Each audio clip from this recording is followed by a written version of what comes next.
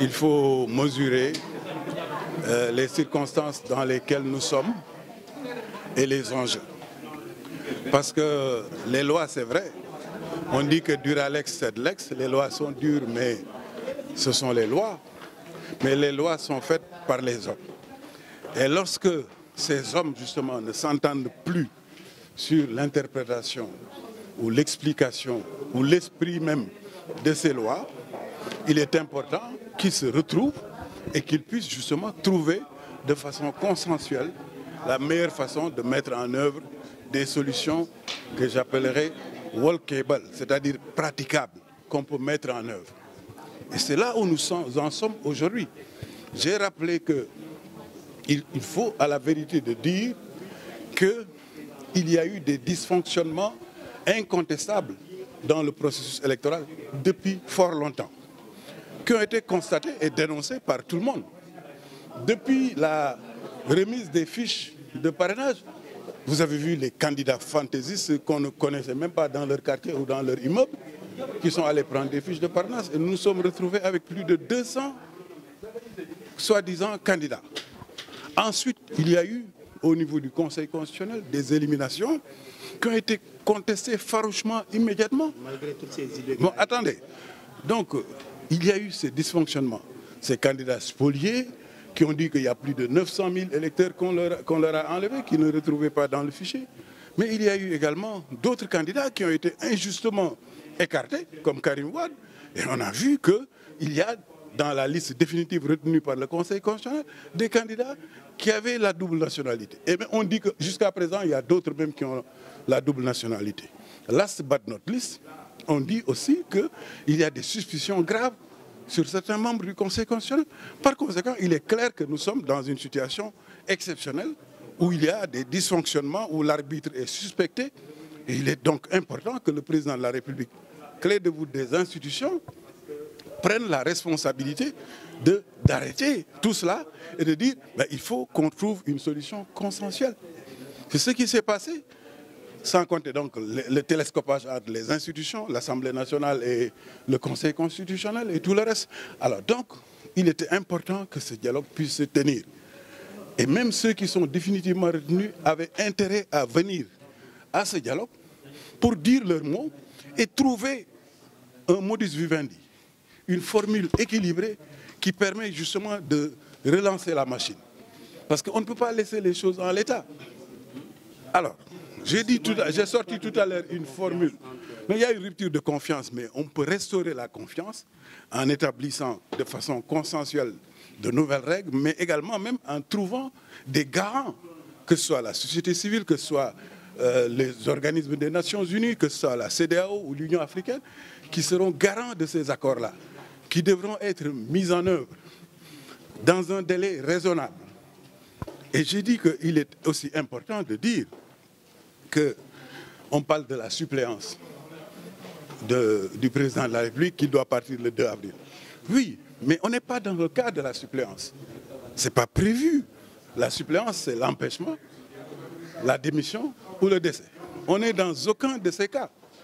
À la limite, si par extension même, on interprétait l'article 39 de la Constitution en disant que c'est le président de l'Assemblée nationale qui doit suppléer au président de la République, mais je dis, aujourd'hui, ce serait très dangereux parce que nous savons que, nous qui avons été ministres pendant longtemps, savons qu'un ministre qui prend un département, lorsqu'il y arrive, il lui faut plus de 3 mois, il faut généralement même 6 mois avant de maîtriser le département pour pouvoir piloter normalement.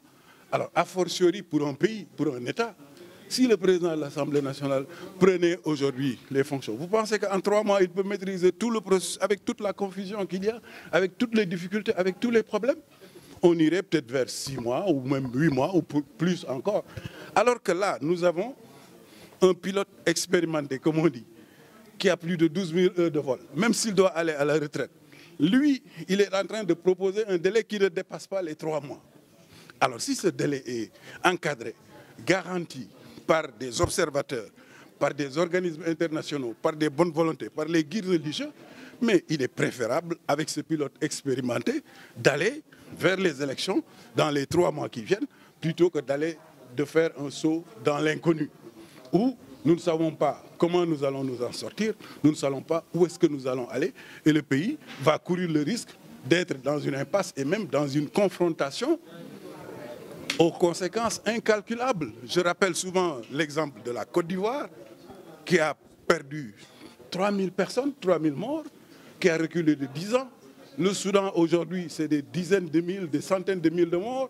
Le Soudan, le Tchad, sans compter la ceinture de feu qui nous entoure, le Mali, la Guinée, le Niger, etc. Et sans compter les convoitises qu'il y a également sur notre pays, qui est devenu ou qui va devenir un émirat noir et qui est convoité par tous les lobbies. Alors si nous ne faisons pas attention, mais nous allons sacrifier le Sénégal. Ces candidats ont tort de n'avoir pas pris part, en tout cas. Ils ont absolument tort. Parce que la politique de la chaise vide n'est jamais bonne. Il faut venir là où il faut parler, dire ce qu'on doit dire, et encore une fois, il est wolof yi dañ koy wax waxtaan réero amul ñàkk waxtaan moo am. On l'a répété plusieurs fois dans la salle. Donc il est préférable de venir ici, de parler, d'exposer son point de vue, et après, au bout du compte, on trouvera justement un modus vivendi, on trouvera un compromis. C'est pas à moi d'en décider. Encore une fois, je dis que il faut simplement constater les dysfonctionnements qu'il y a, comment sortir de ces dysfonctionnements, comment restaurer la confiance et comment trouver un modus vivendi qui préserve les intérêts des uns et des autres. Je suis contre toutes les injustices, d'où qu'elles viennent, d'un côté comme de l'autre. En parlant d'injustice, on évoque ces derniers temps l'amnistie. Vous pensez que c'est nécessaire au moment où, dans un contexte un peu marqué par des crises, des tensions, avec tout ce qu'il y a eu comme événement? Mais écoutez, moi, encore une fois, rien n'est au-dessus de l'intérêt supérieur d'un pays. Rien n'est au-dessus de la paix et de la stabilité d'un pays. J'ai vécu 1988, où il y a eu l'état d'urgence, où tous les leaders de l'opposition, et du PDS particulièrement, y compris moi-même, avaient été mis en prison avant même la proclamation des résultats. Nous sommes restés plusieurs mois en prison. Il y a eu beaucoup de blessés, il y a eu des morts, il y a eu des casses partout. Mais malgré tout, il y a eu une loi d'amnistie qui a dépassé même ces leaders politiques, qui a englobé même des militants du MFDC qui étaient en prison depuis 1981 jusqu'en 1987 et tout, parce que c'était un esprit de pardon et de réconciliation. Donc le Sénégal est au-dessus de nous tous, l'intérêt supérieur de la nation est au-dessus de nous tous. Donc s'il faut aller vers cette réconciliation et ce pardon, rien n'est de trop. Je ne suis pas contre une loi d'amnistie. Je pense qu'encore une fois, cela pourra favoriser la paix et la stabilité dans notre pays.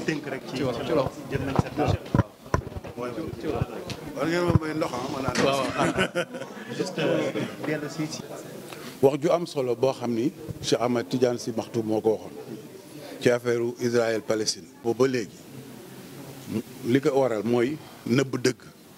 Amérique ak yeneen pays européens yi dañuy nëbb dëgg nanguwuñu wax mbir mi fa mu jóge ba tax mu agsi fii tey mooy Israël dafa jël foqati na mu tudd réewu jàmbur teeru jàmbur suufu jàmbur nanguwu ko joxe boobu ba léegi loolu indi tey xeex bi fi mu nekk.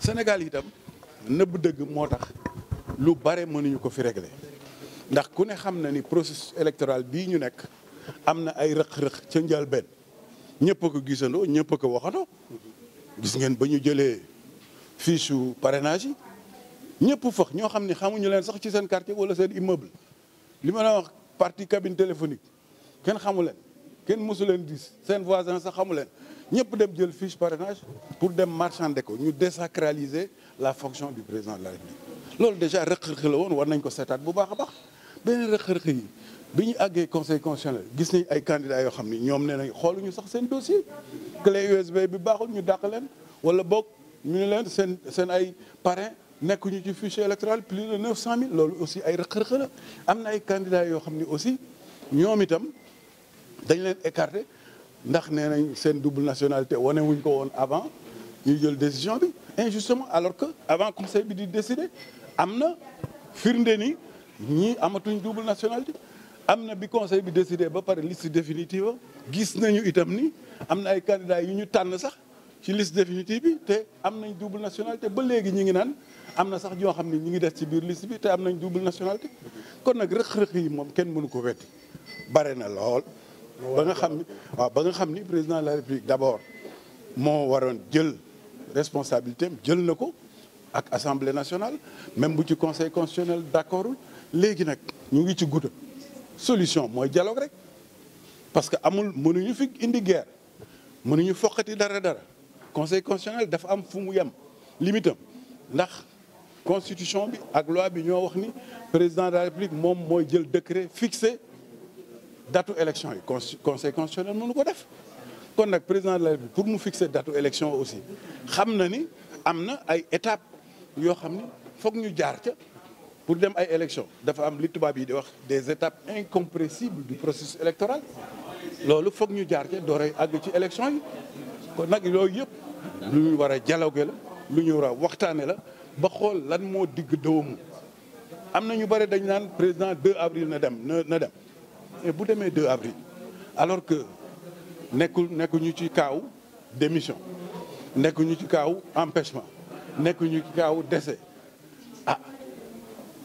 c'est le vide foofu du suppléance président assemblée nationale mënu ko remplacer même bu fekkoon ni sax dañ ni waaw nañ yaatal ba président assemblée remplacer ko mais président assemblée nationale ak lu mu sawar wala lu mu am yéene xam na ni bala ngay maîtriser situation bi il te faut au moins quelques mois ñun ñu nekk ministre ay yoon xam nañ ni boo ñëwee ci département ministériel ñu jox la ko bala ngay maîtriser département ministériel bi ba mën ko piloter sa bopp il faut nga doxal au moins ñeenti weer wala juróom-benni weer doo lay maîtriser département bi waaw rawatina nag réew buñ la joxe réew ni la doxalal réew mi doxalal li war xew ci réew mi non seulement li xew ci réew mi yëpp mais doxalal wàllu élection yi nga bëgg ko doxal te mosuloo doxal réew mosuloo doxal gouvernement mosuloo def dara kooku waxuma ñeenti weer wala ñetti weer mais xëy na juróom-benni weer wala at nga jëm.